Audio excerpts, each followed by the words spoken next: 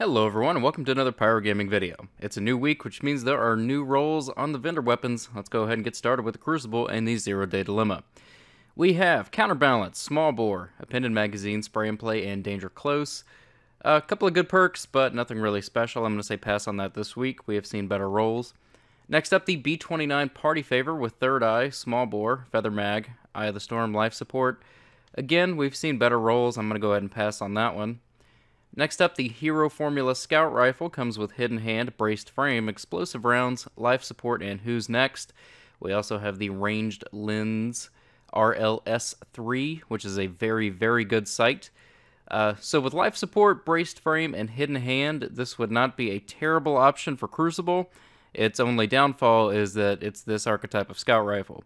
But if you like this archetype of Scout Rifle, this one will not be terrible in the Crucible. I would pass for PvE, but try it out in the Crucible. Next up, the Palindrome comes with Reactive Reload, Reinforced Barrel, Casket Mag, Outlaw, and Icarus.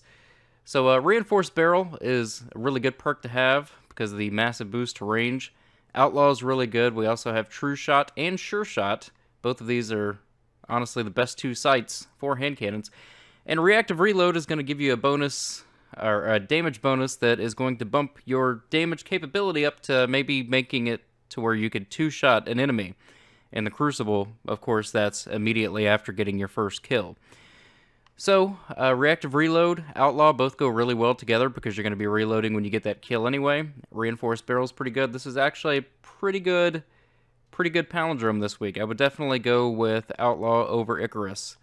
But, yeah, that's definitely a PvP palindrome worth trying.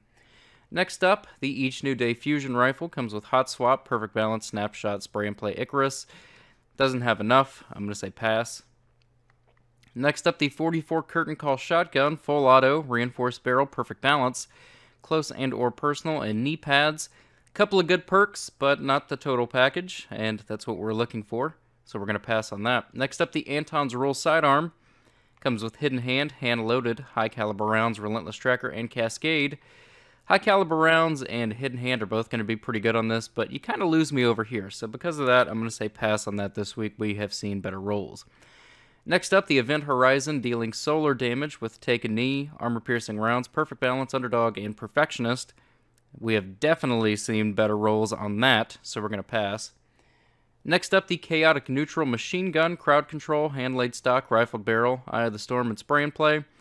I would probably run Spray and Play, Hand-Laid Stock, and Crowd Control here, and I would use this in PvE and probably have a pretty decent time with it. Spray and Play, Hand-Laid Stock, and Crowd Control all together are going to be pretty good on this. I would use this in PvE, though, not Crucible. Crowd Control is not going to work as well in Crucible. You're not going to get enough ammo. Next up, the Something Wicked Rocket Launcher this week comes with Tracking, Snapshot, Heavy Payload, Battle Runner, and Army of One, Warhead Veneers, Soft Launch, and Countermass. So Tracking's really good, Heavy Payload's really good because it pretty much gives you max blast radius on this archetype. But these two over here aren't that good. I would say run Army of One just because it's going to give you something. But other than that, I would say pass on that. If you just need a solar dealing rocket launcher with tracking that hits like an absolute truck, pick this up. But if you already have a better option, then go ahead and pass on this one this week. But for PvE, it's not terrible. So that's going to do it for the Crucible. Let's go ahead and move on to our next vendor. So getting started with New Monarchy and the Assembly 2 Auto Rifle, we have Persistence, Hammer Forged, Crowd Control, Extended Mag, and Quick Draw. Also have not really very many good side options. I would say go with the Quick Draw IS just because it's the only one that gives you any kind of boost. Compare that with Extended Mag, Hammer Forged, and Persistence. Alternatively, you could use Crowd Control here and it would probably be okay. But Hammer Forged is probably going to be a little bit better for the range, and then add Persistence to that and you have yourself a decent but not great Crucible Auto Rifle if you are a fan of the Bullet Hose archetype. Next up, the Free Will 3 Hand Cannon comes with Reactive Reload, Hammer Forged, Triple Tap, High Caliber Rounds, and Hipfire. So a couple of really good perks, but I think Palindrome has it beat for the week if you want the Reactive Reload build, so go get yourself a Palindrome, man. Next up, the Impreacher Sidearm comes with Hot Swap, Fitted Stock, Cascade, Flared Magwell, Hipfire. Nothing special. We're going to pass on that this week. Bad Counsel Shotgun comes with final round, small bore, knee pads, hand loaded, and hip fire. So if you wanted a good but not great Crucible shotgun, this would probably be the one. You're going to go ahead and run Field Choke to get that boost to impact, run hand loaded and small bore to get those boosts to range. This is also going to reduce your magazine size, which in this case is going to be good because final round is final round. So a good PvP shotgun, but not great. Next up, we have the Deposition Sniper Rifle. Comes with Firefly, perfect balance, mulligan, armor-piercing rounds, and snapshot. Couple of good perks, but not enough to justify buying it. We're going to pass on that this week. Next is the First Citizen Machine Gun, Eye of the Storm, perfect balance, life leech, armor-piercing, and quick draw. Doesn't have enough. I'm going to say pass on that this week, and that is going to do it for New Monarchy. Let's move on to Dead Orbit.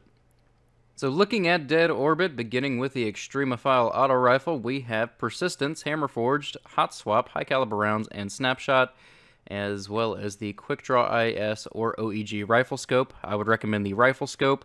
Pair that with High Caliber Rounds, Hammer Forged, and Persistence, and you're going to have a good mid-range or mid-tier auto rifle in the Crucible. I would definitely pick that one up this week, guys, if you are a fan of that archetype for the Crucible. It's going to be a good week.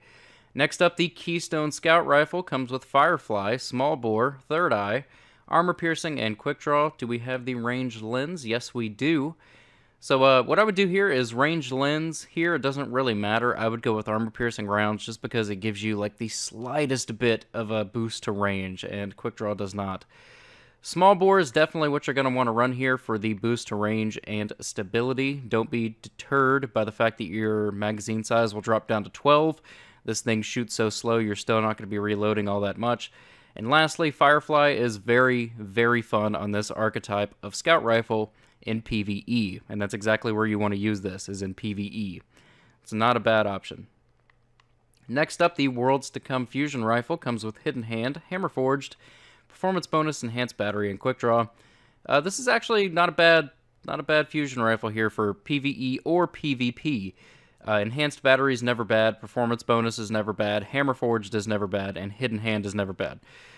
You definitely don't want to use Quick Draw here. You want to stick with these four. I would say in Crucible, you probably want to run Performance Bonus to get some free special ammo. For PvE, I would probably stick with Hammer Forged. But either way, you're going to have a good time with this fusion rifle in either activity. It's actually a pretty good fusion rifle. I would recommend picking that up this week. Next up, the Last Ditch Shotgun comes with Full Auto, Hammer Forged, Close and or Personal, Flared Magwell, and Quick Draw.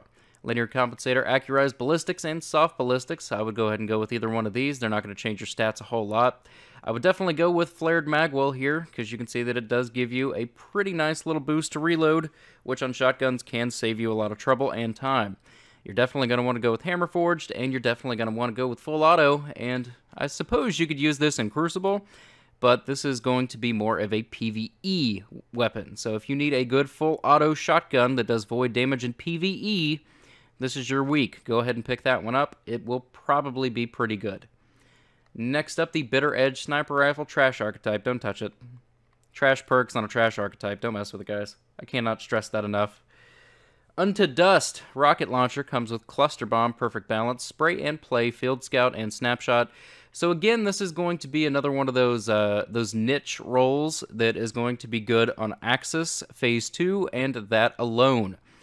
Cluster Bomb does a lot of damage to Axis's legs when the little cluster bombs fall down and detonate. You have Spray and Play, which is going to make it to where you're going to fire your shots a lot faster. And of course, Field Scout, increased carried ammo capacity. That's going to bump this up from 6 or 7, depending on your bonuses, to 7 or 8, again, depending on your bonuses. So, yeah, this is going to be another Axis-only rocket launcher that Dead Orbit is selling. If you do not do Axis on a regular basis, I would say don't touch this.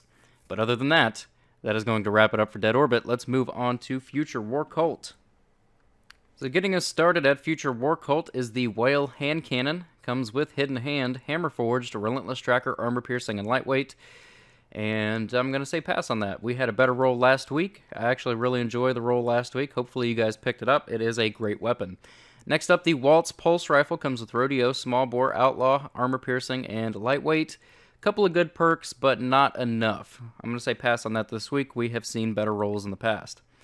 Next up, the Waiting Fusion Rifle comes with Eye of the Storm, Hammer Forge, knee pads, accelerated coils, and quick draw. I'm going to say pass. It doesn't have enough. If you want a really good archetype of this fusion rifle, I would say go and grind Archon's Forge and get yourself a Saladin's Vigil. It's really fucking good, man. Really good. Next up, the Wounded Scout Rifle comes with Firefly, Small Bore, Outlaw, High Caliber Rounds, Quick Draw, and we also have the Range Lens RLS-3 that gives us a boost to range and stability. So this is about as good as it gets for PvE, guys, honestly.